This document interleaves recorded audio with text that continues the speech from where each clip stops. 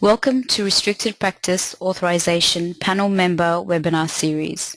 The webinar series has been developed for National Disability Services and funded by New South Wales Department of Family and Community Services, Ageing, Disability and Home Care, also known as ADAC.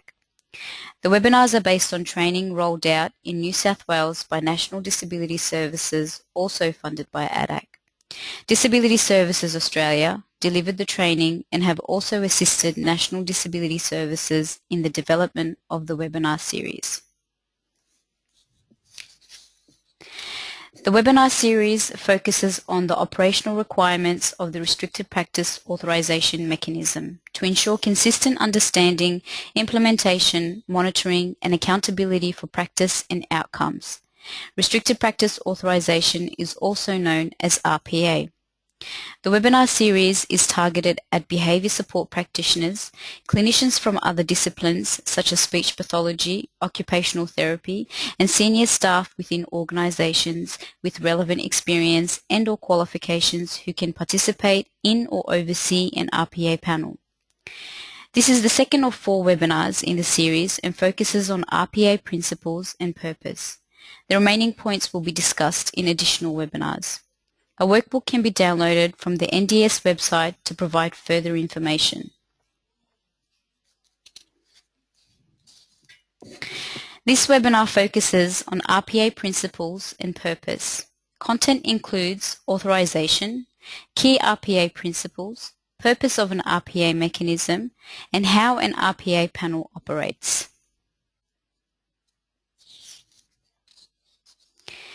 Any recommendation for the use of restricted practice requires formal authorization and should be clearly outlined in a behaviour support plan or incident prevention and response plan. Service providers should operate a RPA mechanism according to ADAC policy and work practice requirements. The ADAC behaviour support policy can be downloaded from the ADAC or NDS websites. 2 key aspects of an RPA mechanism are independent from or minimal relationship with those seeking authorization, relevant experience and knowledge in good practice behavior support. Some of the key RPA principles for service providers are to ensure the person is protected from exploitation, abuse, neglect, and unlawful and degrading treatment. Ensure all activities are supportive and respectful of the individual needs and goals of the person receiving support. Consider the needs of people from Aboriginal and Torres Strait Islander backgrounds and COLD communities. And to remain independent from contributors to the support plans or strategies, evaluate the recommendation within the context of work practice requirements. It is the purpose of an RPA mechanism to ensure support plans or strategies containing the use of restricted practice can be clinically justified, are authorised within the context of ADAC work practice requirements, include provision for appropriate consent, and can be safely implemented and monitored.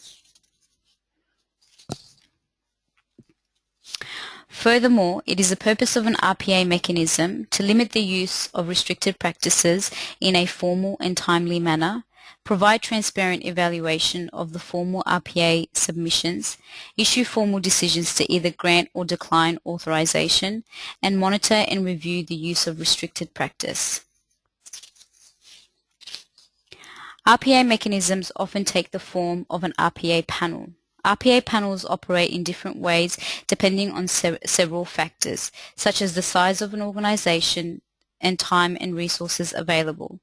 RPA panels may be independent to an organisation or shared with other funded service providers. Resources may be outsourced or shared with local ADAC panels, and technology may be used to assist in participating in panels. For example, video conferencing can be used for regional areas.